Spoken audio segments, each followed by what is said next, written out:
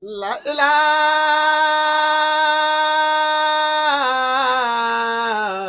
illallah.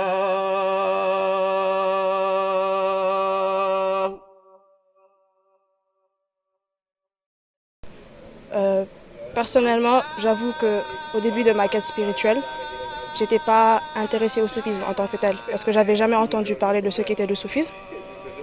Mais je savais que j'avais besoin d'une chose, c'était de me rapprocher de Dieu. Mais sinon, j'ai jamais eu ces barrières religieuses en ce qui concerne l'islam, le christianisme ou le judaïsme. Et c'est peut-être par rapport à mon background dans lequel j'ai grandi, parce que ma mère est chrétienne et catholique, et mon père est musulman. Et jusqu'à l'âge de 6 ans, j'ai eu aucune éducation spirituelle ni religieuse. Donc j'ai eu une éducation typiquement laïque. Et à partir de 8 ans, quand je suis venue au Sénégal, j'ai eu fait quelques cours, disons, coraniques chez le oustas, comme la plupart des enfants sénégalais, mais il n'y avait rien de profond. Et donc j'ai, disons, toujours vécu dans cette atmosphère multireligieuse parce que ma tante qui m'a éduquée ici, la jumelle à ma mère, est évidemment est naturellement chrétienne comme elle. Donc disons, à la maison, c'était un peu la maison d'Abraham parce qu'on avait à la fois l'ambiance chrétienne et l'ambiance catholique. Mais bon, à un moment donné, vers l'âge de 17 ans, comme tout jeune, j'ai commencé à me poser un certain nombre de questions. Les genres de questions que je suppose que tout le monde se les a déjà posées une fois dans sa vie. Genre qui nous sommes, qui on est, d'où est-ce qu'on vient, qui nous a créés, qu'est-ce qui se passera après la mort, qui est Dieu.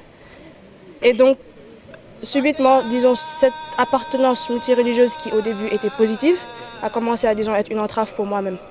Parce que j'étais un peu perdue, je ne savais pas qui j'étais. Et donc j'ai cherché à résoudre cette question d'identité qui n'a rien à voir, qui n'a rien à voir avec l'identité sociale. Je ne parle pas de qui je suis en tant qu'homo socius, mais qui je suis en tant que personne, en tant qu'être humain au-delà de la société. Et donc c'est comme ça que j'ai commencé à me poser des questions. J'ai fait des recherches sur Internet, sur le Rastafarism et sur le bouddhisme. Mais bon, c'était juste des recherches superficielles. Et j'ai continué, disons, à parler, à discuter avec des amis à l'école, parce qu'à l'époque j'étais en terminale, en discutant avec des amis, parce que je cherchais à, disons, trouver une identité. Mais la plupart des gens avec qui je discutais, ils avaient tous des discours assez basiques sur la religion. Genre on doit prier, si on ne prie pas on va en enfer, mais ce n'était pas le genre de discours dont j'avais besoin, parce que j'avais besoin de quelque chose de beaucoup plus profond. Et par chance, j'ai commencé à discuter avec, je suis tombée comme ça, comme par hasard, même si le hasard n'existe pas. J'ai commencé à discuter avec des amis qui, eux, avaient euh, une façon de voir les choses beaucoup plus profonde. Parce que je me rappelle, c'est la première fois que j'avais entendu que Dieu, on devait le connaître avant de l'adorer. Donc c'est quelque chose, enfin, ça m'a fait une sorte de tic. Je me suis dit, ouais, c'est ce genre de choses dont je suis à la recherche en fait. Et puis voilà, au fur et à mesure, on a discuté avec ses amis. C'était deux amis d'ailleurs, un il s'appelle Abbas et l'autre c'est Mansour Gay. C'était amis de classe. Et puis voilà, on a commencé à discuter de plus en plus, de plus en plus. Et j'ai cherché à savoir d'où est-ce qu'ils avaient pris cette connaissance. Au départ, mon ami ne voulait pas me dire d'où est-ce qu'il avait pris, parce que je suppose il se disait que je devais avoir des préjugés par rapport au fait d'avoir un guide spirituel. Mais bon, excusez-moi du terme, j'étais pas stupide, je savais qu'il l'avait pris quelque part. Donc c'est comme ça que j'ai fait des recherches et il m'a amené chez son cher. Moi, personnellement, je veux dire que le soufisme est venu à moi. C'est le soufisme qui m'a découvert parce qu'avant, j'ai jamais lu de livre soufi. J'ai jamais lu de livre, d'ouvrage traitant de soufisme. Tout ce que je peux dire, c'est que j'ai eu une éducation très religieuse, une éducation qui, dès le bas âge, j'ai commencé à lire le Coran. Je le lisais régulièrement. J'avais un oustas, j'avais un maître coranique qui venait chez moi. Et puis, vous savez, je suis issu d'une famille religieuse, une famille tidjane, comme on le connaît au Sénégal, qui sont très collés aux livres. Tout ce qui est Coran, tout ce qui est conversation religieuse. Donc j'ai grandi dans cette atmosphère-là. Et puis bon, voilà. Et comme c'est une famille de grande notoriété dans la tariqa tidjane, j'ai jamais eu ce mythe de nom, comme quoi ceux-là ils s'appelaient Mbak, parce qu'ils s'appelaient Mbak et c'était des super-hommes, parce qu'ils s'appelaient Si c'était des super-hommes. Non, j'ai jamais eu ce mythe-là parce que j'ai grandi comme ça en fait. Mais arrivé à un certain âge, j'ai mené une vie de débauche, il faut le dire. J'ai une vie de débauche, une vie de jeune plutôt, une vie d'inconscient, je vais dire. Je faisais ce que je voulais. J'allais où je voulais, sans état d'âme, sans arrière-pensée. Je faisais comme ça. Mais il y avait un moment, c'est comme si le Coran me rappelait, parce que j'ai recommencé à lire le Coran avec l'âge d'adolescence et tout. Et c'est à cet instant-là que j'ai commencé à me poser des questions. Mais qui était Dieu? En réalité, on parle de Dieu depuis le bas âge. Mais qui était ce Seigneur-là qu'on n'arrivait pas à voir? Qui était ce Seigneur-là dont on ne pouvait pas avoir l'accès? Comment est-ce que Dieu pourrait être perché au sixième ciel tout en étant conscient de tout ce que fait ces créatures? Donc ça, c'est des questions qui vraiment me trottaient l'esprit. Et puis c'est comme ça que j'ai ouvert le Coran en espérant trouver ma réponse dans le Coran. Et puis je suis tombé sur un verset. Je ne saurais pas vous rappeler la référence, mais je suis tombé sur un verset qui disait: adorez Dieu comme vous le voulez, désobéissez Dieu comme vous le voulez. En réalité, Dieu mène au paradis qui il veut et Dieu mène en enfer qui il veut. Et dans cet instant-là, je me suis posé la question, j'ai dit mais pourquoi prier Dieu alors si on doit y aller que selon sa volonté? Mieux vaut laisser la volonté de Dieu agir et puis croiser les bras. Quel est l'intérêt de prier un Dieu qui, de toute façon, il va que selon sa volonté et qui n'est soumis à l'autorité de personne? Alors, dès cet instant, j'ai décidé, c'est une chose que je dis une première fois et que j'ose dire maintenant, j'ai décidé de ne plus prier, alors de ne plus jeûner, de ne plus aller à la mosquée, mais quand même, ces questions persistaient toujours en moi. Je savais que il y avait toujours des zones d'ombre au fin fond de mon esprit. Et puis c'est dans cette ambiance-là que j'ai eu à connaître un ami que je tiens à remercier d'ailleurs, cher Ahmed Yann Ndiaye, il s'appelle. On était dans la même classe en terminale. Donc on est toujours dans cette époque-là où j'étais très jeune. On est dans la même classe en terminale. Et puis un bon jour comme ça, moi je le vois griffonner. Je savais qu'il m'excuse au passage, mais je savais que la vie de débauche que je menais là, il l'a mené aussi bien que moi. Sinon, tout au plus que moi. Alors je le voyais ouvrir des chassidas de Serigne Touba, avoir un chapelet, et la plupart du temps, il passait tout son temps à invoquer le nom de Dieu. Ce que je n'arrivais pas à comprendre, c'est comment il peut être dans ces deux mondes-là, si opposés que ça. Il est dans la débauche, en même temps il est religieux, mais alors je peux être religieux moi aussi. À partir de cet instant, j'ai commencé à l'approcher, je lui ai posé des questions. Mais qu'est-ce que tu fais comme ça? C'est quoi ces noms de Dieu que tu griffonnes un peu partout là? Comment? Explique-moi un peu. Il m'a pas expliqué. Alors à ma grande surprise, il m'a rien dit. Il m'a juste dit, c'est une connaissance cachée, et si tu veux la connaître, tu as qu'à me suivre. Donc voilà. J'avais quand même le goût de la connaissance. J'ai toujours eu le goût de la connaissance. Depuis mon très jeune âge, j'ai toujours eu le goût de la connaissance. Donc voilà. Et il m'a dit ce samedi-là, le samedi qui suit, on ira voir mon cher. Alors je lui ai dit un cher. Je ne savais même pas ce que ça voulait dire un cher. Donc je savais qu'au Sénégal il y a des marabouts et tout. Mais un cher, ça n'avait pas trop une grande signification. C'était pas très clair. Mais comme on dit c'est les finalités qui justifient les moyens, et pas le contraire d'ailleurs, j'ai accepté de le suivre, et puis c'est comme ça qu'on est parti voir le cher, et c'est comme ça qu'il m'a parlé. Et voilà, c'est comme ça que le soufisme est venu à moi. Mais il a répondu à toutes les questions. D'abord je lui ai rien dit, il a répondu à toutes les questions que j'avais dans ma tête. C'est comme si on avait allumé une lampe en moi. Et que tout d'un coup, tout s'éclaircissait. Donc voilà, c'est comme ça que j'ai connu le soufisme. C'est comme ça que c'est ma rencontre avec le soufisme. C'est ma rencontre avec le soufisme. Peut-être que ce que je voudrais ajouter à cette question-là, c'est qu'il faudrait peut-être définir le soufisme. Avant d'en parler davantage, moi je sais qu'il y a beaucoup de gens qui le définissent, hein. Il y a beaucoup de livres à ce sujet, il y a beaucoup de gens qui le définissent, mais qui le définissent à tort. Certains le définissent à tort, pourquoi? Parce qu'ils ont lu beaucoup de livres soufis. Et comme ils ont lu beaucoup de livres soufis, à la fin ils se disent soufis. Alors que ça, c'est pas une chose qui marche comme ça. D'accord, les autres sciences ça marche comme ça, mais le soufisme non. C'est pas une science livresque, comme on dit, c'est pas une science qu'on peut coucher sur une feuille. Et puis si on se base que sur la recherche approfondie, aussi accrue qu'elle puisse être, cette recherche, elle ne peut répondre à la question de qu'est-ce que le soufisme, qu'est-ce que le tasawwuf. Non, c'est pas possible. C'est pas une réponse qu'on a avec la recherche livresque, avec la lecture. Donc voilà. Et d'autres la définissent avec, à raison, parce qu'ils en ont fait l'expérience.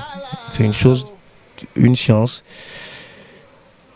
je vais dire, qui n'est accessible que par l'expérience du goût et du vécu. Donc voilà, c'est comme ça que voilà pourquoi je dis que c'est le soufisme qui m'a découvert en fait et pas le contraire. En fait, le soufisme, bon, moi je suis né dans une famille musulmane et très mouride, très à cheval sur les principes de l'islam. Chez nous, on nous obligeait par exemple de nous lever tôt le matin et tu vas aller, en fait, d'aller honorer nos prières dans les mosquées. Bon, je suis allé à Touba à maintes reprises, j'ai accompagné tout le temps mes parents, les grands magal et les autres occasions. Mais en fait, ce contact avec la religion aussi, j'ai senti un vide, une carence en moi. Et à la lecture de certains textes ou à l'écoute des oustaz tels que Serigne Sam, je me suis rendu compte qu'en fait que cette carence qui était en moi, qui commençait à me consumer, était un véritable besoin, un véritable besoin en fait, un véritable, je veux dire gouffre, voilà justement gouffre quoi. J'ai senti un vide en moi et ce vide-là, il fallait que j'arrive à maintenant, comment dirais-je, à remplir, à le combler, voilà le mot quoi, à le combler. Donc j'ai commencé à écouter des causeries, à lire des livres tels que Massalik. Et franchement, j'ai pu faire le constat que le mouridisme en fait, auquel j'aspirais n'était pas en fait, celui dans lequel j'étais. Donc forcément, il me fallait en fait, découvrir cette manne qui est le soufisme.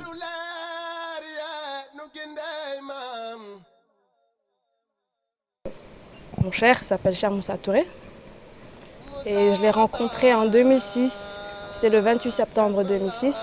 Et c'était pendant le mois de Ramadan. Je me rappelle, c'était le 5e jour du mois de Ramadan. Je me rappelle de ça parce que je l'avais noté. Et de deux, parce que j'avais jeûné ce jour, alors que je n'étais pas du tout habituée à faire le Ramadan. Je ne le faisais jamais, ou peut-être une fois, une semaine pendant tout le mois. Bon, je me suis dit que ce jour-là, j'allais jeûner parce que je voulais peut-être mettre un peu de magie, entre guillemets, dans cet acte. Parce que c'était un grand pas que je faisais par rapport à ma quête spirituelle. Donc j'y suis allée avec un ami, Mansour Gueye. On y allait, à l'époque, le cher habitait à Sifs. Mais je ne connaissais pas son nom, hein. Je ne savais même pas que c'était un mouride, je ne savais pas qu'il s'appelait Cheikh Moussa Touré. Tout ce que je savais, c'est que j'allais aller chez quelqu'un qui allait me mettre dans la voie de Dieu.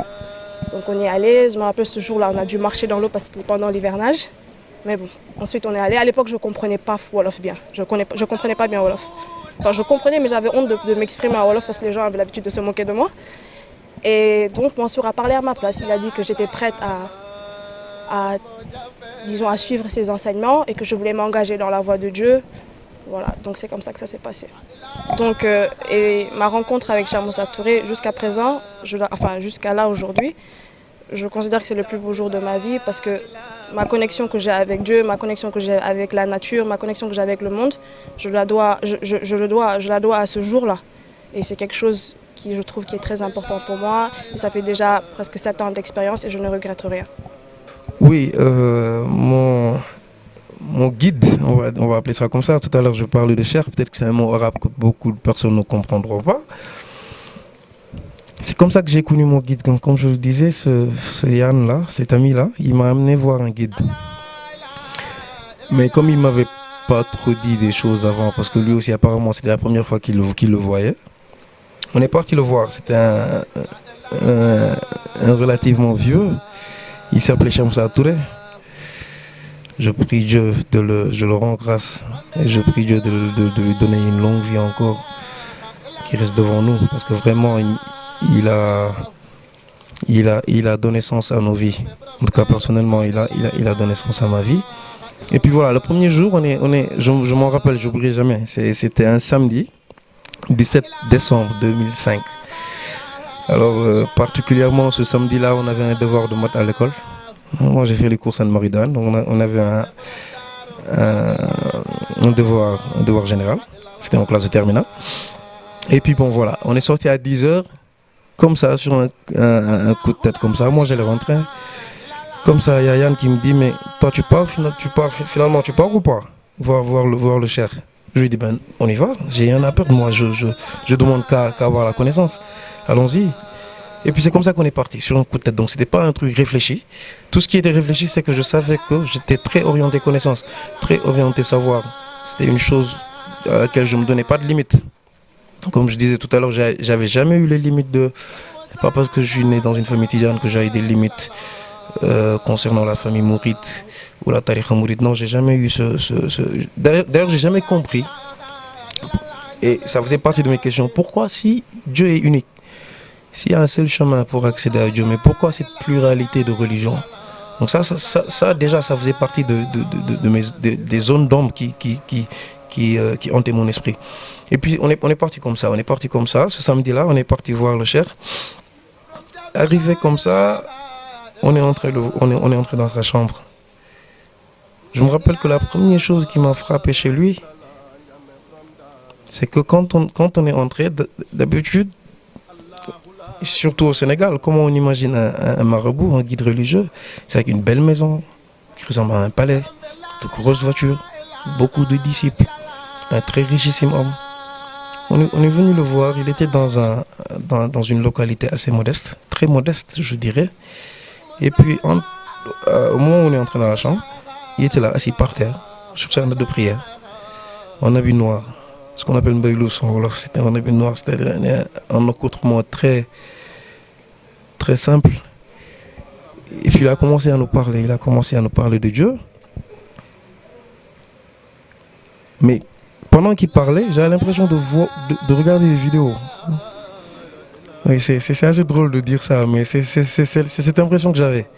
Et c'est assez drôle de dire ça parce que c'était tellement clair. Vous savez, quand à l'aube, quand le soleil il monte, la pénombre elle se dissipe au fur et à mesure que la lumière entre. Vous savez, cet effet-là, exactement cet effet-là que j'ai ressenti dans mon être, à l'intérieur de moi-même. C'est-à-dire la lumière, au fur et à mesure qu'il parlait, la lumière, ma lumière à moi, c'est-à-dire mes zones d'ombre se dissipaient progressivement. Parce qu'il donnait des réponses à mes questions et puis parce que c'est comme s'il les avait devinées. J'aurais dû peut-être commencer par dire que je n'avais pas posé de questions. Hein. On est venu comme ça, il a commencé à parler. Et tout ça, il a commencé à parler de Dieu. Il n'a même pas encore dit son nom. Mais c'est extraordinaire, je me suis dit. Un homme simple, qu'on trouve assis sur sa note de prière en bas, un marabout, avec beaucoup de Coran, beaucoup de Chassidah à travers lui. Un disciple qui était couché là, il avait son chapelet, il parlait de Dieu, il ne disait pas son nom. Il ne disait pas de quel tariqa il était. Donc, vous voyez, finalement, moi il m'aide. Quand je ne comprenais pas pourquoi cette pluralité de chemins pour aller vers Dieu, lui d'abord, il ne s'identifiait pas à un chemin particulier. Donc là, il m'aidait vraiment. Au fur et à mesure qu'il parlait, ça s'éclaircissait. Mon esprit s'éclaircissait. Donc là, on était parti pour un premier contact. Hein. Et puis à la fin, il a fini. Il m'a demandé... Voilà, c'est ça la connaissance qu'on a et qu'on aimerait bien partager à tous ceux qui voudront l'avoir. Maintenant, on ne peut faire accéder à Dieu à quelqu'un qui n'en ressent pas la volonté.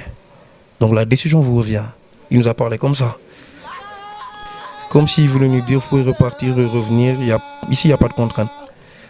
Et là j'ai répondu, non, moi je repars pas sans ça.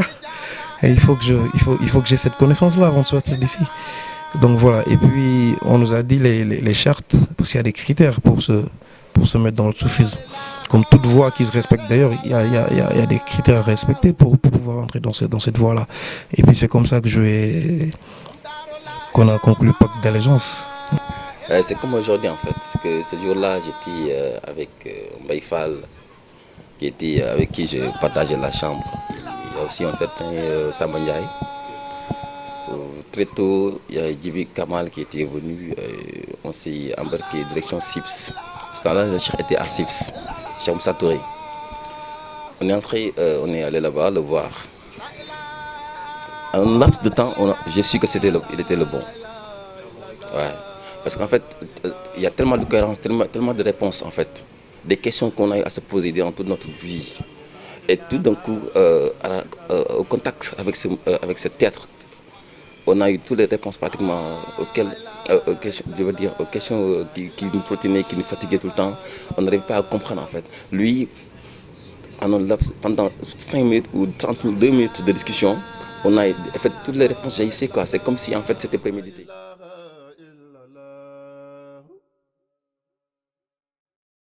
Je ne pense pas que ce soit quelque chose d'utile juste aux musulmans. Parce que si on me dit aujourd'hui quelle est l'utilité pour un musulman d'avoir un guide spirituel, c'est comme si je posais la question à savoir pourquoi un musulman a besoin de l'air pour respirer et pourquoi un musulman a besoin de l'eau. C'est un besoin qui est universel. Et ce qui fait cette particularité, ou ce qui fait l'universalité de ce besoin, c'est le fait que la connaissance de Dieu, que le cheikh justement est supposé inculquer aux disciples, c'est que la connaissance de Dieu n'a pas d'appartenance religieuse. La connaissance de Dieu qu'on dit Ma'rifatul Billah dans le soufisme, elle n'est ni chrétienne, ni juive, ni bouddhiste, ni musulmane. C'est un bien de Dieu, c'est un trésor de Dieu, c'est la lumière de Dieu. Donc cette lumière justement, on ne peut pas, on peut pas la référer, se l'approprier. C'est un bien de Dieu. Donc ce dont l'homme a besoin justement, c'est de retourner à cette essence. Parce que le cheikh, il est censé nous faire savoir qui on est. Ça peut paraître assez bizarre, parce que la plupart des gens ils ont tendance à croire qu'on peut se connaître soi-même de par soi-même. Mais non. On a toujours besoin d'un miroir, et le cheikh est supposé être ce miroir qui nous dévoile qui nous sommes. Et quand je dis savoir qui on est, c'est savoir qui est Dieu. Parce que l'origine de l'être humain n'est ni plus ni moins que Dieu. Aujourd'hui, les gens veulent se donner des appartenances, disons, terrestres, mais on ne parle pas d'appartenance ou de connaissance de toi sur le plan terrestre. Non, on parle de son appartenance céleste. Parce que l'âme a une origine de la même manière que le corps a une origine. Et c'est ça l'utilité du cheikh. Le cheikh, il est censé non seulement, premièrement, vous purifier le cœur, vous purifier votre âme et purifier votre esprit, parce que ce sont ces trois choses qui sont le réceptacle de la connaissance de Dieu. Et si ces trois réceptacles ne sont pas propres, ne sont pas purs, on ne pourra pas recevoir cette connaissance de Dieu. Donc il vous purifie et il vous inculque cette connaissance par un nombre de préceptes que, je n'aurai pas le temps d'expliquer ici, bien évidemment. Et c'est ça l'utilité pour tout le monde, pour le chrétien et pour tout le monde, le musulman aussi.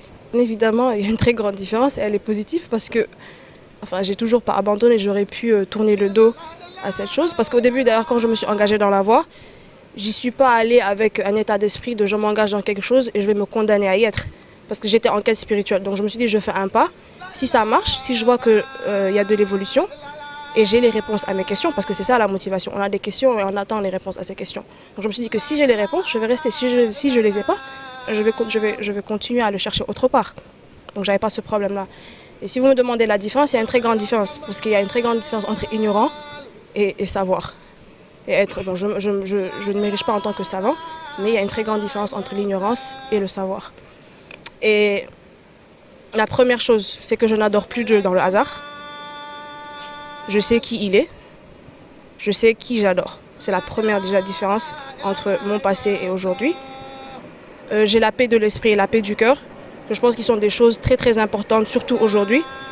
Parce que les gens ont beau dire qu'ils sont heureux, qu'ils ont la joie et tout, mais la plupart du temps, ils ont toujours des craintes qui sont là, des craintes qui les hantent, des peurs qui les hantent, telles que la peur de la mort, la peur de la maladie. Et toutes ces choses, ce sont des choses que la connaissance de Dieu nous a enlevées. Et aussi la connexion avec le monde, parce que vous savez, l'être humain, il y a cet état d'esprit que j'ai pu, avoir grâce à la connaissance, c'est cet état de plénitude. C'est qu'on arrive à adorer Dieu dans toutes les situations, en toutes choses et à le percevoir en toutes choses. Et rien que cela, je pense que c'est quelque chose de grandiose pour la vie d'un être humain. Parce qu'on est dans un état de paix continu et éternel. Et on n'a plus peur de rien. Et on a toutes les réponses à nos questions. Je trouve que ça déjà, c'est quelque chose de très magnifique. Je voudrais commencer à dire que mon guide à moi, en tout cas Cheikh Moussa, je ne vais pas le définir comme un guide spirituel parce que il y a une nouvelle tendance là, surtout en France, qui commence à... Une nouvelle tendance qui fait qu'on perçoit maintenant les guides. Tout le monde se dit guide spirituel maintenant. De nos jours, tout le monde est guide spirituel.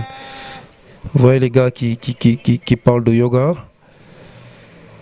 Les gens qui entraînent les trop stressés au yoga. Les gens qui essaient d'élever l'esprit de l'homme. ceux qui essaient de... Tout le monde se dit guide spirituel. Parce que quoi, si on donne la définition littérale du mot, un guide spirituel, c'est effectivement un guide qui façonne l'esprit. Cheikh Moussa n'est pas un de ces guides-là, c'est un wasila. Un wasila c'est quoi? C'est un mot qui existe en arabe et dont la signification littérale veut dire un moyen. Donc je vais dire que Cheikh Moussa c'est un wasila d'abord pour un peu éviter cette nuance-là.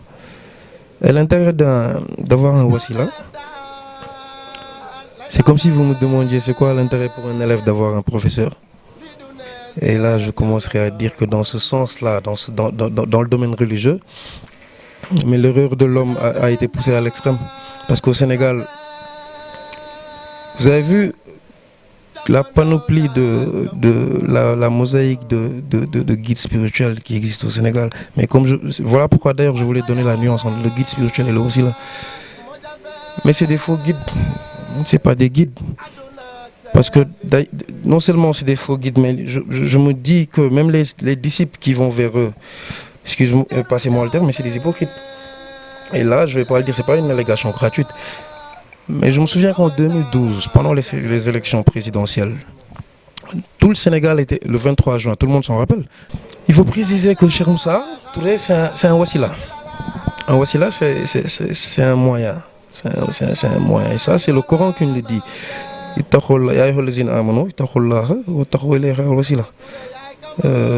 Vous qui croyez en un Dieu unique, craignez Dieu et allez à la recherche d'un wasila. Allez à la recherche d'un wasila, c'est-à-dire allez à la recherche d'un moyen qui puisse vous faire accéder à Dieu.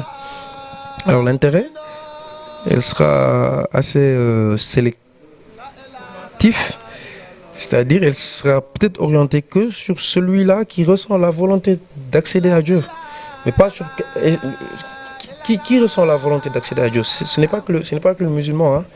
Non, ce n'est pas que le musulman, ce n'est pas que le tijan, ce n'est pas que le mouride, ce n'est pas que le chrétien. C'est une question d'une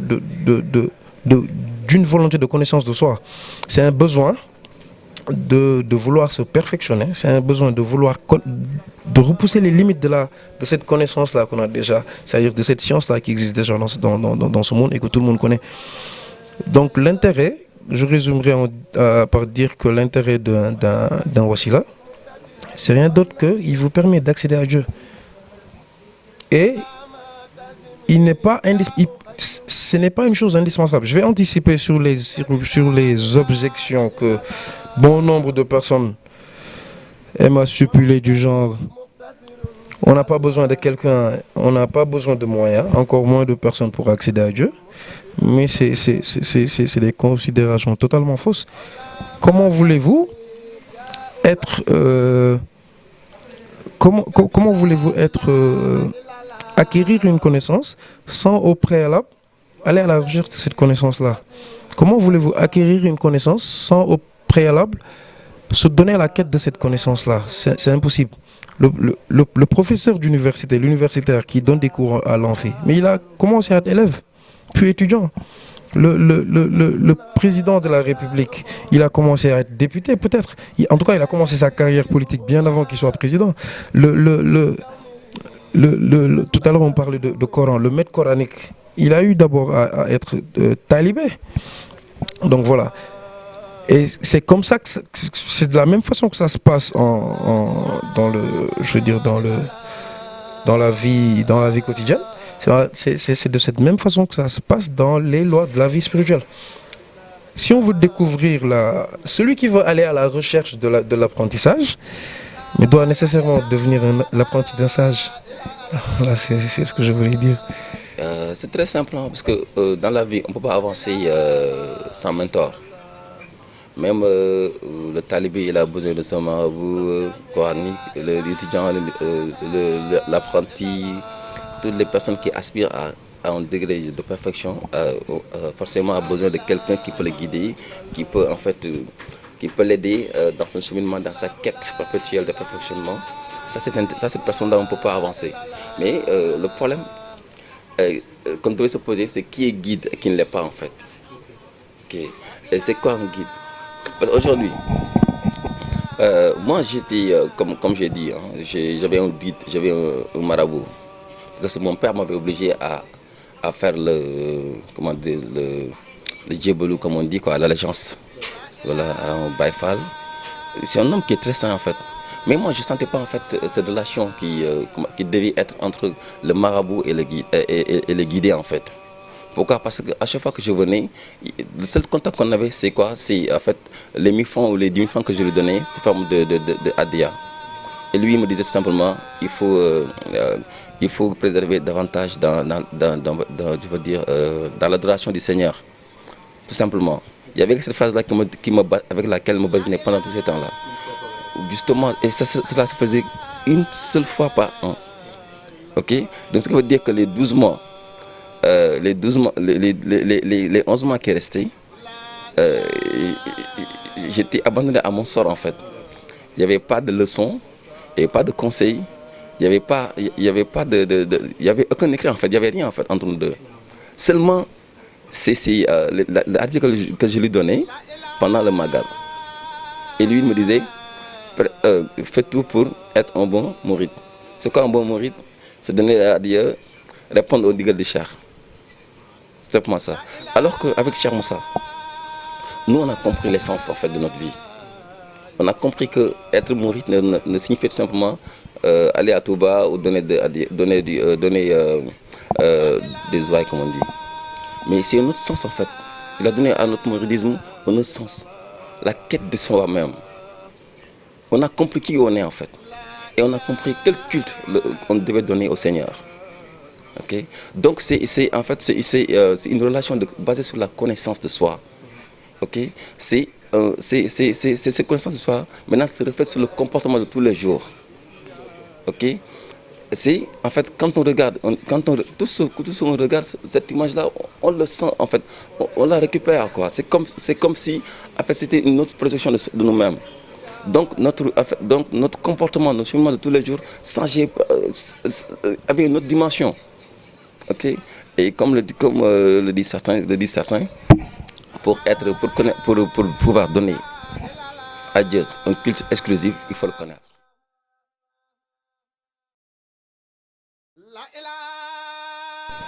Donc comme je disais tout à l'heure, le véritable guide spirituel, c'est celui qui nous inculque la connaissance de Dieu, qui, elle, il faut le préciser, n'est pas l'évresque. Ce n'est pas une connaissance qu'on trouve dans les livres. On a beau parler du soufisme, on voit par exemple des publications de Rumi, de Cheikh Ahmadou Bamba et d'autres soufis, mais ceux qu'ils écrivent n'ont rien à voir avec le soufisme en tant que tel, parce que le soufisme est une réalité, c'est un vécu. C'est quelque chose qu'on ne peut pas écrire. Et ça, c'est très important de le préciser. Et c'est cette connaissance que le cheikh nous inculque, la connaissance de soi. Et je le dis et je le répète, la connaissance de soi n'est ni plus ni moins que la connaissance de Dieu. Parce que l'homme et Dieu ne sont pas deux instances séparées, mais c'est ni plus ni moins qu'une seule et même chose. Et donc, le cheikh est censé nous inculquer cette connaissance-là. Mais ce qu'on aperçoit, disons, au Sénégal, et c'est très triste, hein, parce que sur 100 cheikhs, il n'y en a peut-être qu'un seul ou peut-être même 0,1 qui détient la connaissance de Dieu. Alors qu'en attendant, ils ont plus de 1000 disciples. Et c'est quelque chose qu'il faut le dire, parce que les gens, j'ai l'impression que des fois, ils ont peur de le dire. À part, il n'est pas question de parti, mais à part les talibés de Cheikh Moussa, il n'y a personne qui ose dire cela haut et fort. Et c'est quelque chose qu'il faut le dire et qu'il faut éradiquer, même si c'est assez difficile. Parce que la plupart des sérines, comme on dit ici au Sénégal, il y en a certains qui profitent de leur statut parce qu'ils font partie des grandes familles, que ce soit la famille de Cheikh Ahmad Bamba, la famille de Cheikh Ahmed Tidiane, la famille de Cheikh Abdelhad Djelani. Ils profitent de ce statut pour avoir des disciples, alors qu'il ne leur apprend rien du tout. Mais quand vous avez parlé de relation, c'est très important parce que dans une relation, il y a deux choses. Il y a le cheikh et le disciple. Le cheikh, c'est celui qui inculque la connaissance. Mais le disciple, lui aussi, il doit être conscient de ce qu'il veut. Quand on se dit être disciple et qu'on veut aspirer à Dieu, il y a un nombre de choses dont on va prendre conscience. C'est-à-dire, il faut que quand on parte chez un cheikh, qu'on ait une valeur ajoutée, qu'on ait quelque chose qu'on ne pouvait pas avoir avant. Mais s'il s'agit juste de savoir comment prier, comment faire le ramadan, ou plus encore travailler au service de quelqu'un, on aurait pu se limiter au livre. On aurait pu se limiter au livre et on aurait pu se limiter à, disons, chercher la bénédiction de nos parents. Donc si on dépasse, les livres, on met de côté les livres, on met de côté nos parents pour aller à la recherche d'un cheikh, on doit pouvoir chercher une valeur ajoutée. Et cette valeur ajoutée, elle n'est pas l'évresque. Et ce n'est ni plus ni moins que la connaissance, que la connaissance de Dieu. Alors, je pense que... Ah oui, si j'avais quelque chose d'autre à rajouter aussi, c'est qu'au Sénégal, tout le monde se prend pour un savant. Ici, personne ne veut être l'élève. Personne ne veut prendre la place de l'élève, de celui qui veut apprendre. Tout le monde veut s'ériger en tant que cheikh. En commençant par les parents, quand vous prenez la décision d'aller d'aller à la recherche d'un guide spirituel, c'est vos propres parents qui vont vous dire pourquoi tu ne te limites pas à moi. Mais non, c'est pas comme ça que ça se passe. Pourquoi dans les connaissances exotériques, telles que ce qu'on apprend à l'université ou à l'école, les parents ne nous ont pas dit de rester à la maison? Parce qu'ils ne détiennent pas cette connaissance. Donc, disons, il faut savoir respecter les choses et comment Dieu a classé les choses. Un professeur de philo, il donne des cours de philo, il ne donne pas des cours de maths. Un professeur de maths, il donne des cours de maths, il ne donne pas des cours d'anglais. Donc, le cheikh Mourabi, celui qui est censé nous inculquer la connaissance de Dieu, ça doit être une personne qui a ces compétences-là, mais pas quelqu'un d'autre. Donc, qu'on porte le nom de Mbaké, qu'on porte le nom de Fall ou qu'on porte le nom de Aïdara, ne fait pas de nous des guides spirituels. Et ça, il faut le dire, et voilà. C'est quelque chose qu'il faut que les gens en prennent conscience. Voilà. Il faut d'abord aimer la sagesse. Il faut d'abord éprouver le besoin, le manque, ou plutôt l'amour de la sagesse. Quand je parle de sagesse divine. Pas de sagesse africaine ou autre chose, mais de sagesse divine, c'est-à-dire de la connaissance. Une connaissance certaine, une connaissance totale. Et cette connaissance-là, elle existe. Et voilà, si on ressent cet amour-là, là on est prêt à emboîter le pas pour aller vers cette connaissance-là.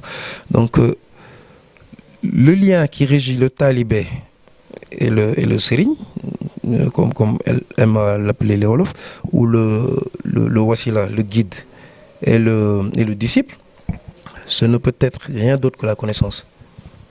Parce que là, c'est vraiment extraordinaire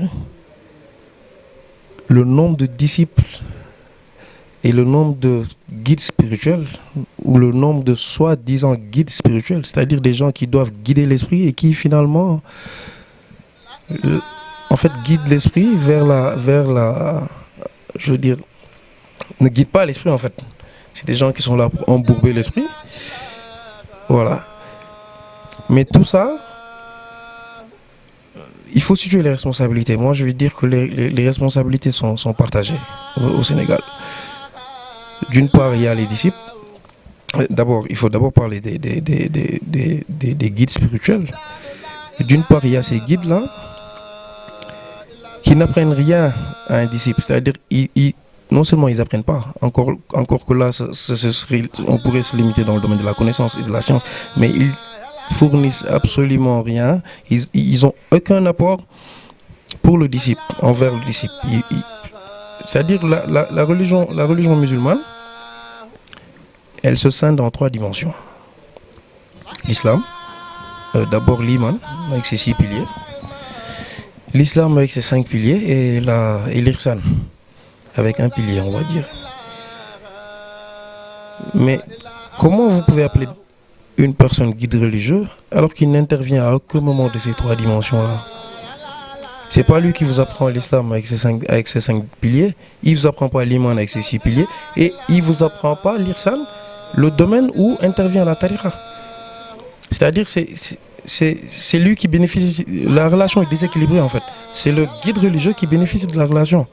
Il prend des impôts, on va dire adia, on appelle ça, mais moi j'appelle ça des impôts. C'est des impôts qui prélèvent sur leurs talibés.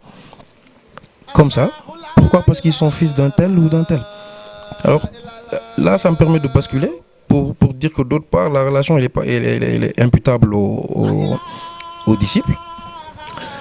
La faute elle est imputable aux disciples parce que ils se disent oui, je vais me soumettre à un tel guide, Pourquoi? Parce qu'il est mouride. Pourquoi? Parce qu'il est tidjane. C'est le fils de Serigne. Un tel, c'est le fils. Alors que non, quand je disais tout à l'heure que c'est des hypocrites, c'était pas exagéré. Parce que je me rappelle le 23 juin, ici au Sénégal, comme on parle du Sénégal, il faut rester dans le contexte sénégalais, le 23 juin, tout le peuple était sorti. Il y avait des grèves, il y avait des tueries, tout le monde a amené un énorme scandale ici, juste parce que, c'était quoi le motif? C'était parce que le président sortant il a été accusé de dévolution monarchique du pouvoir. C'est-à-dire, on lui en a voulu. Parce qu'il voulait prendre l'appareil étatique et le léguer à son fils. Mais comment on peut ne pas accepter ça et accepter que dans la spiritualité, que cette même chose se retrace dans la spiritualité qui est encore plus compliquée, qui est plus compliquée, plus subtile et plus sensible. Comment on peut ne pas accepter la dévolution monarchique du pouvoir et accepter que le pouvoir religieux, le pouvoir de Dieu, parce que normalement, voici là, c'est le dépositaire du pouvoir de Dieu. Ça, il faut le dire. Ça ne se lègue pas. D'ailleurs, Serigne Touba avait formulé des recommandations concernant ça. Il avait dit qu'il n'avait pas de fils. Il avait dit qu'il n'avait pas de frère. Il avait dit qu'il s'était affranchi de toute relation familiale. Pourquoi? Parce que c'était un envoyé de Dieu. Donc, il était là que pour les disciples. Donc voilà, au Sénégal, ça quand même, c'est une tare qu'il faut dénoncer et qu'il faut vraiment dénoncer et essayer d'éveiller ceux qui n'en sont pas encore conscients, parce que il y a un lien qui régit un véritable guide, un authentique guide spirituel, un disciple qui voudrait accéder à la connaissance divine, parce qu'encore il n'est pas donné à n'importe qui d'accéder à la connaissance divine. Il faut d'abord avoir cet amour-là, il faut d'abord avoir ce besoin-là d'accéder à la connaissance de Dieu. Donc c'est pas donné à tout le monde. Le lien qui régit ces deux-là, c'est comme je le disais tout à l'heure, ce n'est rien d'autre que la connaissance. Vous savez, la religion musulmane est une niche de sciences très diverses. Mais ces sciences-là, selon toutes les sources autorisées, qui ont confirmé toutes ces sciences de la religion musulmane, en fait, se diviser en deux parties.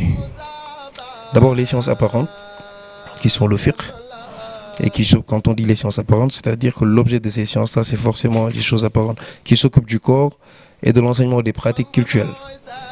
De l'enseignement des pratiques cultuelles, c'est-à-dire comment prier, comment jeûner, comment aller à la Mecque, avec les faratas et les sunnas. Et à côté, il y a les sciences cachées. Les sciences cachées. Pourquoi caché? Parce qu'il s'occupe d'un objet caché, c'est-à-dire il s'occupe du cœur. Un guide religieux digne de ce nom doit pouvoir s'occuper du cœur de son talibé. Il doit pouvoir purifier le cœur de son talibé. Mais un guide religieux dont le cœur n'est pas encore purifié, mais dans quel monde il est guide? Est-ce qu'il ne devrait pas être disciple? Est-ce qu'il ne devrait pas aller à la recherche de cette connaissance-là, dont Serigne Touba même parle, parce qu'il le dit, comme je disais tout à l'heure, les sources autorisées l'ont confirmé. Alors,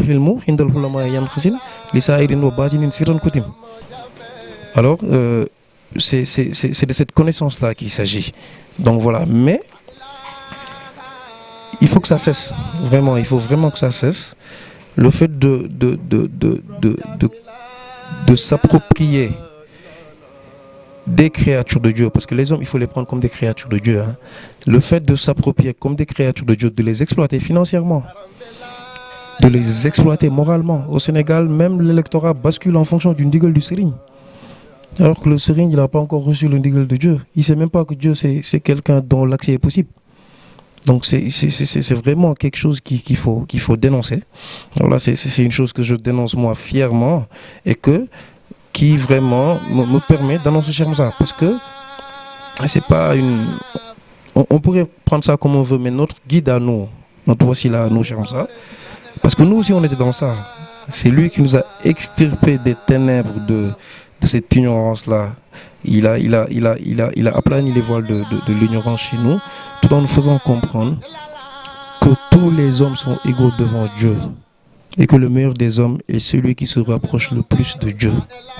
C'est pas le plus riche, c'est pas celui de notoriété familiale. Alors là, toutes les familles ont une bonne notoriété. Donc le meilleur des hommes, c'est celui qui se rapproche davantage de Dieu. Et voilà. Et le lien là qui interagit entre le disciple et le guide spirituel, ce n'est peut-être rien d'autre que la connaissance du divin. La connaissance, mais pas n'importe quelle connaissance, la connaissance du divin. Et donc voilà, dans ce cas-là, le guide, il serait qu'un moyen d'accès au royaume de Dieu. C'est un moyen, vous le passez, vous accédez à Dieu. C'est le moyen, vous le passez et vous accédez à Dieu. Sinon, ce qu'on voit maintenant, c'est un capitalisme organisé, d'ailleurs très structuré, où le talibé fournit et les voitures au marabout, le talibé fournit et les maisons au marabout, et puis c'est lui qui se charge de bâtir les maisons, il se charge de tout donner au marabout, et le marabout, lui, il donne rien au talibé. Il est là, tout son rôle se résume à s'installer sur un piédestal, bien confortable, à recevoir de l'argent et à gauche et à droite, à épouser les plus belles femmes, et qui ne connaît même pas ses talibés. Et qui se contente de formuler une prière comme ça, une fois par an. Mais on se croit où là? On est dans la religion. On n'est pas dans une... Même dans les formations politiques, ils n'acceptent pas ça. On dit qu'on est dans une démocratie, mais Dieu est plus démocratique que tout le monde. Lui qui dit qu'il n'y a pas de contrainte en religion, la ikrah fi din. Donc pourquoi se contraindre à suivre quelqu'un, à se soumettre devant quelqu'un qui en réalité est spirituellement stérile, qui n'est nullement fécond, je vais dire, en matière de spiritualité. Donc voilà, ça c'est vraiment vous me donnez l'occasion de parler de ça parce que c'est vraiment un souhait que j'ai eu du temps à vouloir formuler. Et puis bon, c'est ça. Cheikh Moussa, il se différencie d'eux quand même. Cheikh Moussa, il vous dit, je vous donne la ilaha illallah. C'est la parole qui puisse vous permettre d'accéder à Dieu. Moi, par exemple, je vais encore parler de moi d'une façon un peu personnelle. Je suis resté disciple de Cheikh Moussa pendant 3 mois sans connaître son nom. Je ne savais pas comment il s'appelait. Je ne savais pas son nom de famille. Je n'avais nullement information sur sa lignée familiale, son adresse. Tout ce que je savais, c'est qu'il me parlait de Dieu. Voilà, il parlait de Dieu, il augmentait ma connaissance dans cette voie et il éduquait mon cœur, comme je disais tout à l'heure. Malheureusement, au Sénégal, le legs des ailleurs, tels que Cheikh Ahmadou Bamba et consorts, je pense n'est pas bien perpétué. Pourquoi? Parce qu'en fait, on se rend compte que les tariqas se massifient. Mais si vous posez la question à un des disciples, que ce soit Tidjane ou Mouride, pourquoi vous êtes Tidjane ou Mouride? Il dit que bon, je suis né dans cette voie. Ou il te dira, moi mon marabout me plaît, ou moi mon marabout il est populaire. Ok. Alors qu'en fait, c'est plus profond que cela. Un marabout, comme le dit Serigne Touba, c'est quelqu'un qui doit vous assurer le salut. Mais c'est pas en claquant sur les doigts que cela vient au rendez-vous. Non. Ce salut-là, c'est un enseignement. Donc, entre le talibé et le marabout, il doit y avoir une relation qui est basée sur la connaissance, sur l'éducation spirituelle surtout. Un marabout doit pouvoir ressortir en nous le mal, je veux dire, tout ce qui est négatif, et nous permettre d'accéder au panthéon de l'humanisme. Il faut que il faut que l'aspirant, c'est-à-dire celui qui est dans la tariqa, puisse accéder à ce degré de perfectionnement, puisse comprendre que s'il est mouride ou tidjane, c'est pour atteindre un seul objectif, c'est-à-dire d'être un bon musulman. Et qui est ce bon musulman-là? Le bon musulman, comme on dit, c'est celui qui ne doit pas causer du tort à autrui en aucune façon. Que ce soit par le geste ou par la langue et autres. Les gens, ceux qui maîtrisent la charia, connaissent les conditions. Le talibé, c'est cette personne qui était, entre guillemets, qui ne se connaissait pas, qui était négative, qui se donnait à n'importe quel vice. Cette personne-là qu'on récupère, à qui on donne une lumière. Et cette lumière maintenant qui te guide tous les jours. Okay? C'est une lumière maintenant qui te permet de faire un distinguo entre ce qui est bien et ce qui n'est pas bien. Tu vois, entre le devoir et ce qui n'est pas dû. Donc le marabout qui le fait cela va dire que c'est le marabout ce marabout-là doit être quelqu'un, je veux dire quelqu'un qui accède au voisinage de Dieu d'abord. Quelqu'un qui est capable de changer, de formater l'individu. de formater son talibé, de lui donner de la connaissance. Ce n'est pas quelqu'un qui est marabout tout simplement par un lien sanguin, par le nom, ou je ne sais pas, par la fréquentation. Ici au Sénégal, si tu n'es pas mbaké, si on n'est pas mbaké, ou je ne sais pas, on n'est pas marabout. Alors que naturellement, personne ne va accepter que le fils d'un médecin qui n'a pas fait la chirurgie t'opère. Non, non. Le malade, quand il va à l'hôpital, il donne son corps au médecin, mais pas au fils du médecin. Donc pourquoi le talibé, l'aspirant, donnerait en fait, ferait allégeance au fils d'un marabout qui n'est même pas capable en fait de s'éduquer spirituellement? Regardons les vices actuellement, les maux du Sénégal. C'est qui?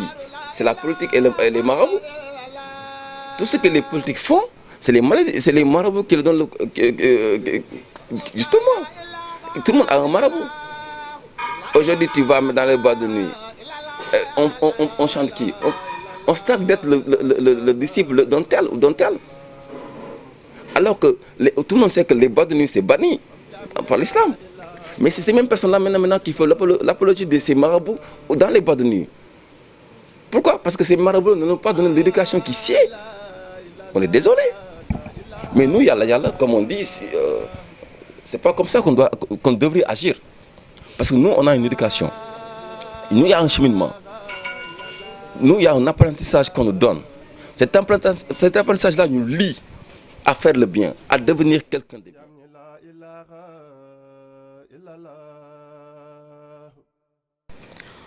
Ok, donc ce que je peux dire, c'est que, vous savez, tout à l'heure je ne l'ai pas mentionné, mais la connaissance se divise en deux parties. Il y a la connaissance exotérique, je parle dans l'islam, il y a la connaissance exotérique qui est la fiqh, c'est-à-dire les lois, et il y a la connaissance ésotérique qui est la haqiqa, c'est-à-dire la vérité. Cette ma'rifatu billahi dont on parle, la connaissance de Dieu.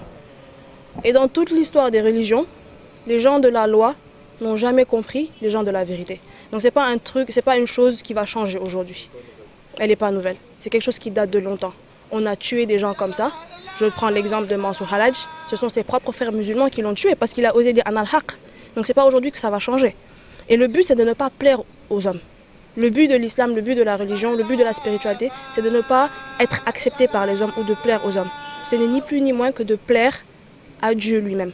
Parce que tout le culte que nous voulons, nous ne voulons qu'un seul être. Nous le voulons à Dieu. Et ça, c'est quelque chose qu'il faut éclaircir. Et bien sûr, les gens parleront toujours. Les gens parleront toujours. J'ai l'habitude de dire, vous savez, aujourd'hui, si je prends un exemple. Lorsqu'on regarde tous les organes de l'être humain, la bouche, disons pour ne pas dire la langue, est certainement l'organe que l'on utilise le plus. Rien qu'en considérant ou en tenant compte le nombre de mots qui sortent de notre bouche par jour. Mais parmi tous ces mots que nous disons, est-ce que tout ce que nous disons est vrai? Est-ce que tout ce que nous disons est pertinent? Est-ce que tout ce que nous disons est juste? Est-ce que tout ce que nous disons est utile? Est-ce que tout ce que nous disons est basé sur de la connaissance? Ou ce sont juste des préjugés, ou on dit des choses qu'on a entendues de gauche à droite? Donc si aujourd'hui vous me dites qu'il y a plein de gens qui disent de mauvaises choses à l'égard de Cheikh Moussa, personnellement je le prends pas mal. Et de plus, il fait partie des enseignements du soufisme de prendre toutes les choses positivement. Donc voilà, donc je le prends positivement. Oui, c'est dans ce sens que je voulais dire en fait que la recevabilité de ces critiques-là dépend en fait de la crédibilité des gens qu'ils formulent. Mais cher Moussa, ces détracteurs, ils se divisent en deux parties ou trois. Hein. Je veux dire, les premières, c'est les gens qui se... D'abord les oustas. C'est ces gens-là qui lisent le Coran à longueur de journée, alors qu'ils n'y comprennent absolument rien, mais vraiment absolument rien, parce que il y a une parole de Cheikh Ahmadou Bamba qui dit dans Masalikul Jinan, si je ne m'abuse, qu'un verset de Dieu, qu'un verset coranique médité, un verset coranique médité vaut mieux que de passer toute sa journée à réciter le Coran sans vraiment y réfléchir. Donc voilà, eux ils lisent le Coran sans avoir l'interprétation juste et divine. Parce que les versets qui se trouvent dans le Coran, mais il faut avoir l'entendement divin pour pouvoir les signifier. Parce que c'est des paroles divines. Il faut un entendement divin pour signifier des paroles divines. Il ne faut pas un entendement humain pour ça. Donc, et pour ça, c'est la connaissance de Dieu vraiment qui peut aider à ça. Donc c'est ça, qu'est-ce qu'ils disent? Mais ce cher Moussa, là, ce qu'il dit, c'est pas contenu dans le Coran. Mais c'est absolument faux. Quand ils disent ça, c'est parce qu'ils n'ont pas bien vu le Coran. Comment est-ce qu'une personne habilitée à traduire le Coran peut se permettre de traduire la moitié du Coran et ne pas traduire l'autre moitié, mais qui nous disent c'est quoi Alif Lam Mim, ça fait partie de ces secrets-là du Coran, des symboles pas très difficilement percevables dans le Coran, mais qu'ils aillent dans cette signification-là. Nous, la première chose qu'on a su en allant voir Cheikh Moussa, c'est ça. Il nous a carrément expliqué ça. Il nous a fait savoir ça. Alors que c'est une chose très facile. Mais il faudrait, encore une fois, avoir l'entendement divin pour pouvoir signifier des paroles divines. Et le Coran, ce n'est pas un jeu. On le signifie pas comme on l'entend. Parce qu'on ne l'interprète pas comme on l'entend. Donc voilà, ça c'est la première personne de catégorie. Et c'est la première catégorie de personnes qui critiquent Cheikh Moussa. Et comme je disais, elles ne sont pas crédibles, ces personnes-là. Si vous n'arrivez pas à comprendre le livre que vous ouvrez, comment voulez-vous faire comprendre quoi que ce soit à qui que ce soit? La deuxième partie, la deuxième catégorie de gens peut-être qui nous critiquent, nous et notre bien-aimé guide, c'est, je veux dire, ces gens-là qui ne croient à rien du tout, alors qu'ils sont là absolument pour rien. On ne sait pas ce qu'ils veulent. On ne sait pas s'ils sont dans la religion musulmane. On ne sait pas s'ils sont dans la religion chrétienne. On ne sait pas ce qu'ils sont. Je vais vous donner un exemple très pertinent sur ce sujet-là, c'est-à-dire chaque dimanche ou chaque mois, on assiste à un combat de lutte au Sénégal qui inspire des millions, voire même des milliards. Je dis ça comme ça, j'ai pas les chiffres en tête, mais il paraît que le nombre de lutteurs au Sénégal est évalué à 5000 lutteurs qui ont la licence, parce qu'il y a des lutteurs qui n'ont pas la licence. Imaginez-vous que tous ces lutteurs-là sont des talibés. Certains d'entre eux sont des mourides. Certains d'entre eux sont des tijanes. Certains d'entre eux sont des chrétiens. Et vous voyez ce qui se passe dans la lutte, mais c'est de l'animisme pur et dur. C'est de la mécréance pure et dure. Ils formulent des prières sur des serpents, sur tout ce que vous voulez. Comment pouvez-vous dire, comment pouvez-vous affirmer haut et fort que vous êtes monothéiste d'abord, que vous croyez à un seul Dieu, et puis avoir espoir, porter votre espérance sur d'autres choses qui ne sont pas ce Dieu-là. Donc voilà. Maintenant, ces guides-là qui se disent être la porte-voix ou les porte-paroles de la voix religieuse, pourquoi ils ne parlent pas de ça? Pourquoi ils ne critiquent pas ces gens-là? Mais parce qu'ils ne savent pas. Ils ne savent pas, c'est tout. En fait, les médecins sont malades, comme disait le savant cher Serigne Sam. On gagnerait beaucoup à l'écouter d'ailleurs, parce qu'il a parlé de cette connaissance-là. L'autre catégorie de personnes qui critiquent Cheikh Moussa, ou l'autre catégorie de personnes par qui on arrive à critiquer Cheikh Moussa, peut-être je veux dire que il faut dire c'est une réalité, hein? C'est les yalla, c'est entre nous. Parce qu'on a des condisciples qui ne répondent pas vraiment aux critères de la voix. Mais encore que ça ne concerne que eux. Parce que, comme le dit le Coran,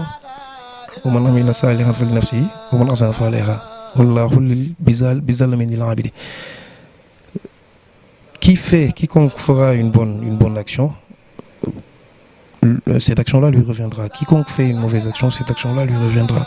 Donc finalement, on sait que on n'aura que ce qu'on aura fait. On ne récoltera que ce qu'on aura semé. Donc c'est à eux. Mais ces gens-là qui critiquent Cheikh Moussa à travers eux, ils doivent pouvoir se dire que mais dans tout endroit au monde que vous allez, mais il y a la nourriture, il y a la pourriture. Il ne faut pas voir la pourriture comme l'exemple. Il y a la nourriture aussi. Il y a des gens qui ont vraiment changé qui ont vraiment eu qui sont partis à la rencontre de leur Seigneur grâce à Cheikh Moussa. Donc, si intenses que puissent être ces critiques-là, elles ne sont pas fondées. Elles sont vraiment pas fondées. Et vous savez, en management, on dit que quand on arrive à prévoir un problème, on le solutionne mieux. C'est-à-dire il faut d'abord prévoir pour pouvoir le vivre en temps réel. Tout ce qui se passe là, Shamsa nous l'avait prédit. Il avait dit faites attention aux critiques. Parce qu'en fait, c'est les critiques qui nous font marcher. Non, comme disait l'autre là, on jubile dans l'adversité. Qui critique, qui essayent d'aller à contre-vent, qui essayent de nous retenir, ça ne fera que augmenter notre foi, augmenter notre engagement. Cela ne fera que augmenter notre goût au soufisme. Parce qu'effectivement, le soufisme a toujours été comme ça. Il a toujours été, mais critiqué. Mais alors, le soufisme a toujours été incompris.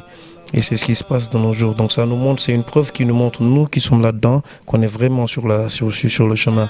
Concernant ceux-là qui disent qu'on n'est pas des mourides. Mais qui nous dit c'est quoi l'apport d'être un mouride de nos jours? C'est quoi aller à Touba une fois par an, construire des mosquées, et tout ça sans connaître Dieu? Mais faire tout ça, c'est ne pas entrer dans l'enseignement de Serigne Touba. Serigne Touba avait dit Al-Khalbu minni fizal yawmi khat salima min kulli raymin wa bi rahmanin khat alima. Moi, Serigne Touba, mon cœur est purifié. Et il s'est purifié par la connaissance divine. Alors maintenant, un mouride qui dit que la connaissance divine, d'abord, un mouride qui stipule que la connaissance divine, elle est impossible, pour après venir et dire aux autres que vous qui connaissez Dieu, là, vous ne faites pas partie des mourides. Mais nous, on fait partie de la communauté de Dieu. C'est assez suffisant. Serigne Touba, il fait partie de la communauté de Dieu. Tous les saints se ressemblent dans la communauté de Dieu.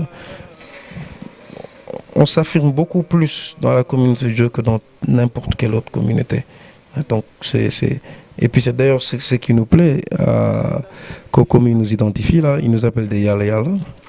C'est d'ailleurs une très bonne chose qu'on apprécie d'ailleurs, parce que quelqu'un qui veut rechercher Dieu aille vers les Yalla Yalla. Parce que comme rien que leur nom identifie leur spiritualité, donc c'est déjà une bonne chose.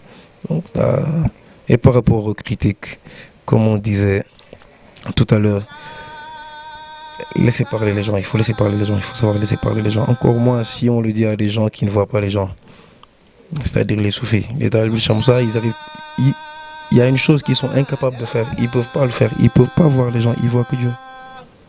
Ils voient ce qui est derrière les gens, ils voient que Dieu. Donc tout ça, ils se disent que c'est des pratiques de Satan, c'est des obstacles, et puis on va les franchir. On les a déjà franchis, Shamsa l'a déjà franchi. Shamsa Touré l'a déjà franchi, on les franchira. Et nos petits frères les franchiront. On sera grand un jour, on aura des fils, ils les franchiront aussi. Mais qu'ils fassent tout ce qui est en leur pouvoir pour essayer de le contrer. Donc voilà, c'est ce que je voulais dire. En fait, comme on dit, qui bottait son chien l'accuse de rage. C'est là, il court encore. Les Yalla Yalla font mauvaise presse, c'est vrai. Pourquoi? Tout simplement parce qu'on dérange. Nous sommes en fait, nous sommes cette bande de personnes qui dérangent. Pourquoi? Parce que nous, ce qu'on montre, c'est la réalité des choses, quoi. Comment un mouride responsable devrait être. Nous, on nous permet de distinguer le vrai de l'ivraie par notre comportement, par l'éducation qu'on a reçue. Le message de Serigne Touba a été biaisé. Et tout le monde le sait. Parce que ce qu'on montre aujourd'hui, ce n'était pas la réalité. Un mouride n'a pas le temps d'aller dans les bas de nuit. Un mouride n'a pas le temps de faire de la politique politicienne. Mais aujourd'hui, si on prend la gente politique, l'essentiel c'est des mourides ou des talibés ou des personnes qui se proclament les mourides. Pourquoi? Parce qu'ils n'ont pas reçu un bon enseignement. Aller dans cette boîte de nuit, qui ont fait l'apologie? Les plus célèbres, c'est les talibés de Diou, les talibés les plus vénérés ici au Sénégal. Si ces personnes-là avaient reçu l'éducation qui s'y est, est-ce qu'elles feraient pareil? Est-ce qu'elles se donneraient un spectacle dans ces soirées mondaines? Qu'est-ce que Serigne Touba a dit? Le mouridisme, c'est quoi? C'est l'adoration de Dieu et le travail. Mais ceux qui créent un troisième palier, c'est-à-dire les festivités mondaines, c'est à ces personnes-là qu'on devrait... C'est cette personne qu'on devrait jeter la pauvre. Mais pourtant on le jette sur nous. C'est pas normal. Pourquoi c'est pas normal? Vous verrez jamais un Yalla responsable faire le tour de ces boîtes de nuit là. Pourquoi? Parce qu'ils n'ont même pas le temps à ça. C'est une quête perpétuelle dans laquelle on nous sommes plongés et on veut atteindre nos objectifs. Être ce bon musulman dont rêvent Serigne Touba, dont rêve El Hadji Malick, dont rêve Baye Niass. Mais aujourd'hui, ce n'est pas le cas. On dit il y a le voix Dieu.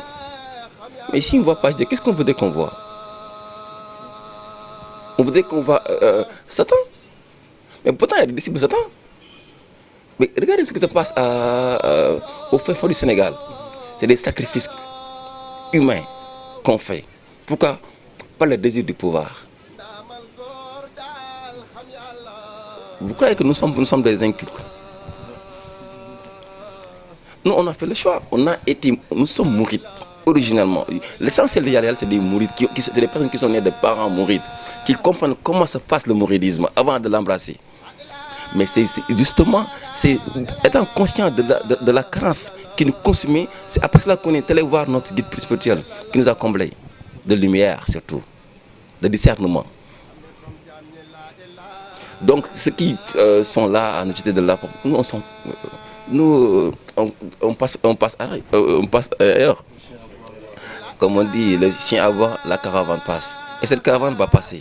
Si ça dérange, elle va continuer à déranger. Tant que la vérité gère, et on va continuer à déranger et on l'assume.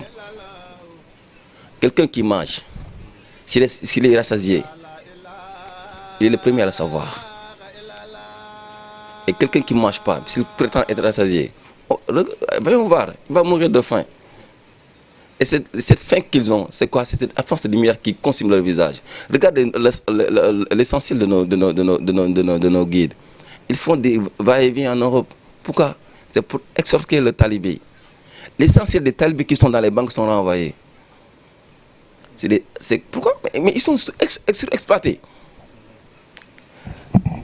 Dieu, la relation de Dieu et son talibé, l'argent n'a pas sa place. C'est une connaissance. C'est quoi? C'est quoi encore? C'est un savoir-faire, tu veux dire. C'est un comportement quotidien qui est basé sur la connaissance de soi-même, le perfectionnement de l'être humain, de l'âme. Donc nous, quelles que soient les critiques qu'on reçoit de par-ci, par-là, on passe outre. On continue notre chemin et on continue à déranger. Et même si tout le monde nous était là, nous on dit Alhamdulillah. Parce que l'Alhamdulillah qu'on dit, on le sent à l'intérieur de nous. Aujourd'hui, on sait qui on est et où on va aller. Et c'est l'essentiel.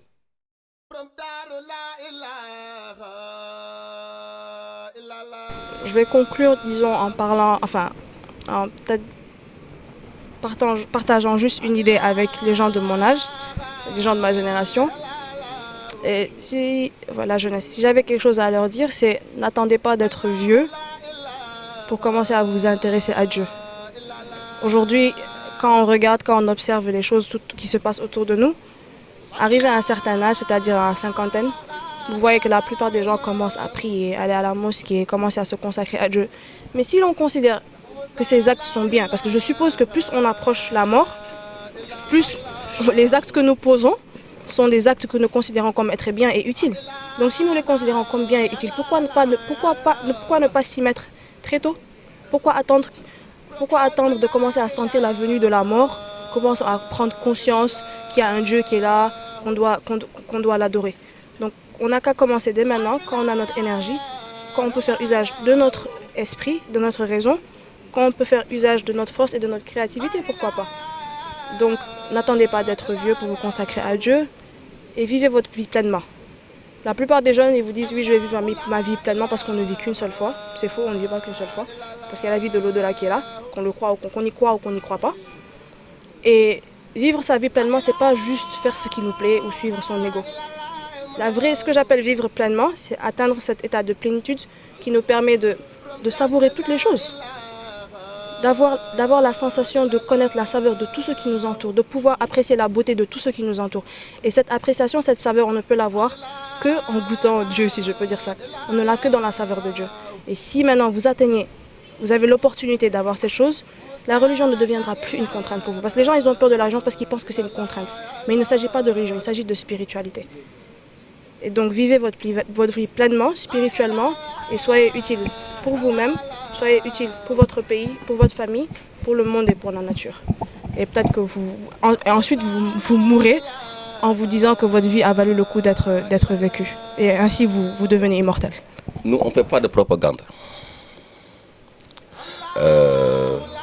À ces gens-là, on leur dira, à la jeunesse sénégalaise, d'être consciente. Avant d'embrasser quoi que ce soit, il faut qu'ils posent ces questions. Qu'est-ce qu'ils veulent d'abord? Un guide, la relation du guide et le talibé, ce n'est pas du suivisme. Chaque personne doit être consciente de ce qu'il manque pour pouvoir le combler. Si on n'est pas en mesure de discerner cela, le suivisme va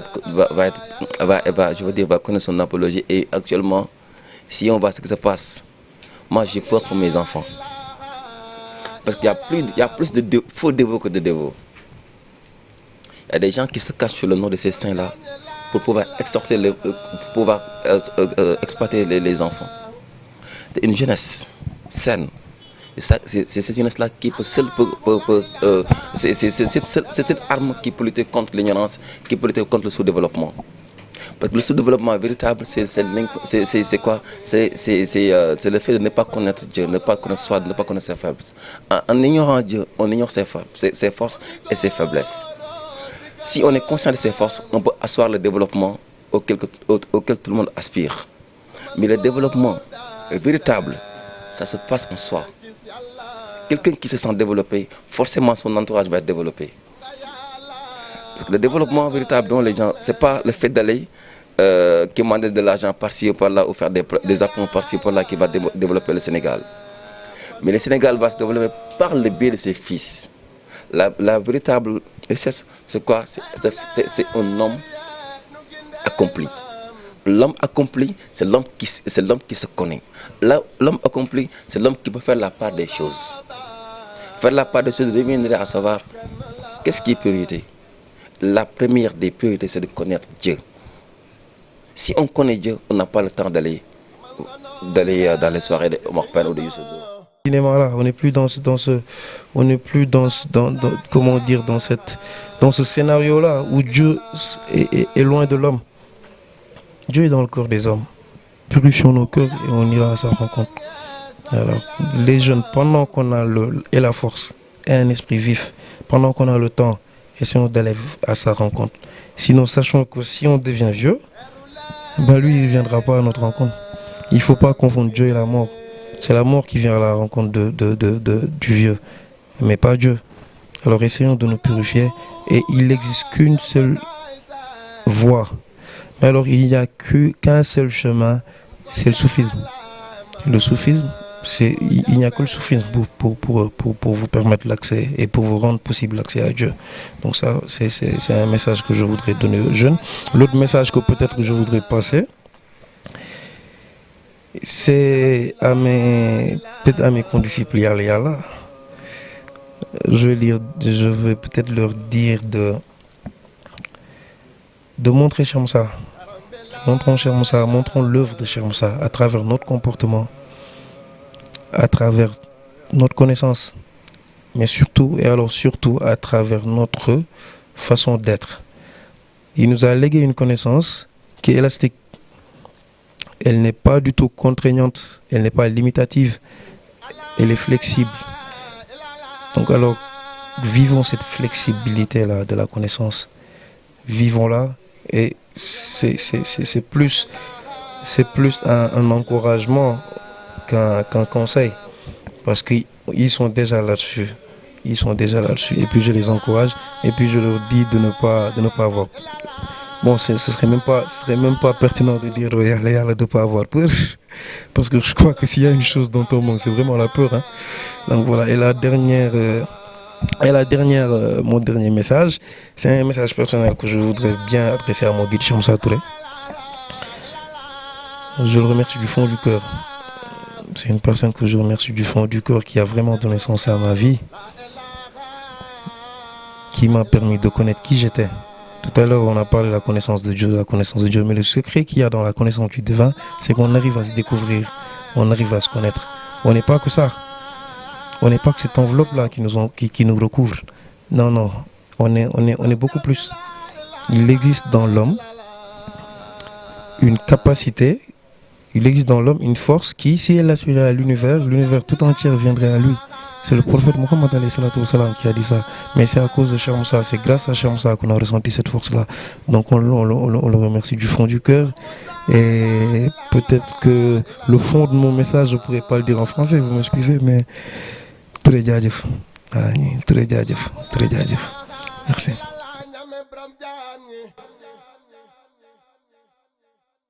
Cheikh Moussa la ilaha illallah, la ilaha illallah.